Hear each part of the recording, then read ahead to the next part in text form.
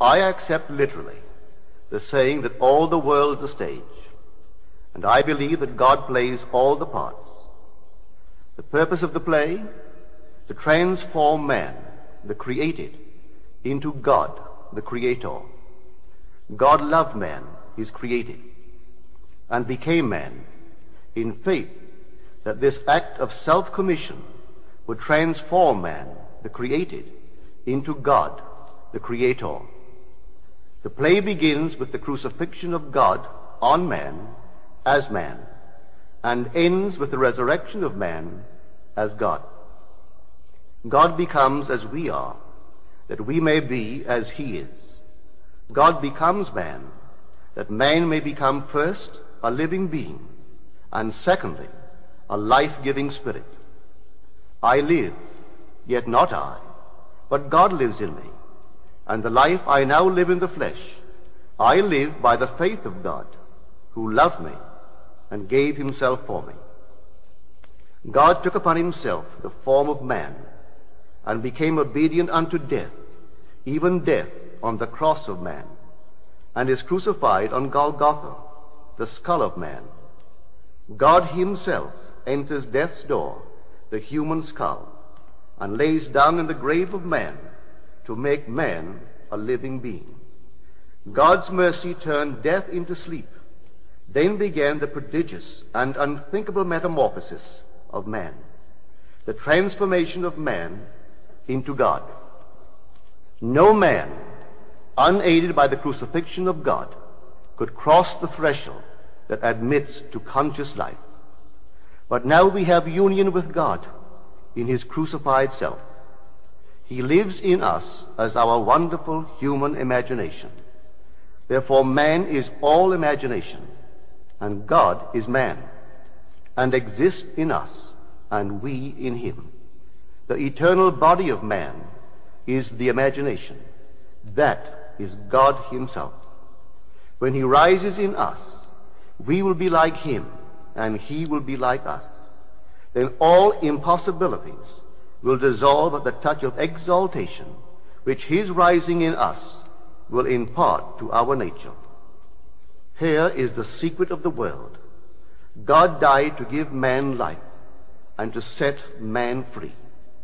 For however clearly God is aware of his creation, it does not follow that man, imaginatively created, is aware of God.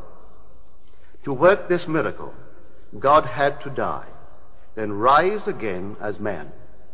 And none has ever expressed it so clearly as Blake. Blake says, or rather has Jesus say, "Unless I die, thou canst not live. But if I die, I shall arise again, and thou with me. Wouldst thou love one who had never died for thee, or ever die for one who had not died for thee? And if God dieth not for man, and giveth not himself eternally for man, man could not exist. So God dies. That is to say, God has freely given himself for man. Deliberately, he has become man, and has forgotten that he is God, in the hope that man, thus created, will eventually rise as God. God has so completely offered his own self for man that he cries out on the cross of man, my God, why hast thou forsaken me?" He has completely forgotten that he is God. But after God rises in one man, that man will say to his brothers, "Why stand we here trembling around, calling on God for help, and not ourselves, in whom God dwells?" This first man that has been raised from the dead is known as Jesus, the first fruits of those who have fallen asleep. For man, God died. Now by a man has come also the resurrection of the dead. Jesus resurrects his dead father by becoming him. In Adam, the universal man, God sleeps. In Jesus, the individualized God, God wakes. In waking, man the created has become God, the Creator, and can truly say, "Before the world was, I am." Just as God, in his love for man, so completely identified himself with man that he forgot that he was God, so man, in his love for God, must so completely surrender himself to God that he lives the life of God and no longer that of man. God's play, which transforms man into God, is revealed to us in the Bible. It is completely consistent in imagery and symbolism. The New Testament is hid in the Old Testament, and the Old is manifested in the New. The Bible is a vision.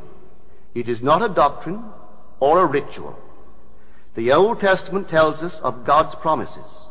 The New Testament tells us not how these promises were fulfilled, but how they are fulfilled.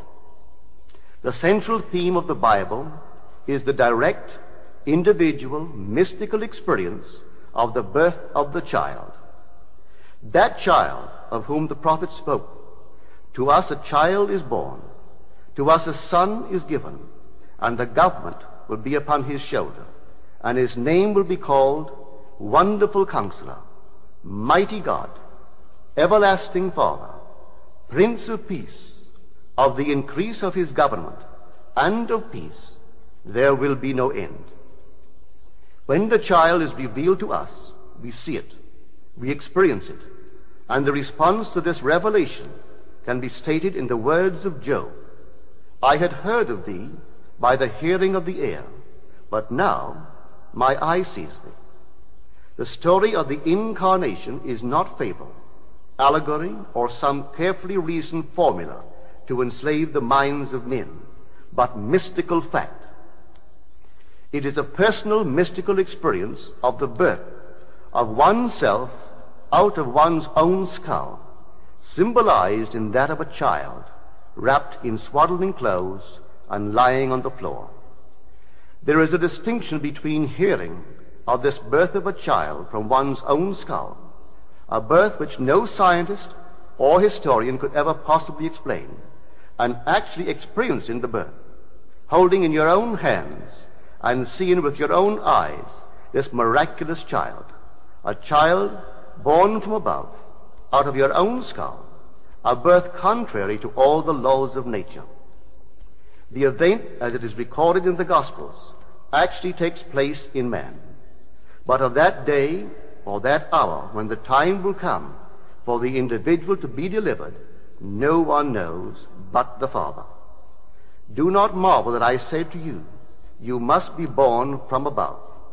The wind blows where it wills, and you hear the sound of it, but you do not know whence it comes or whither it goes.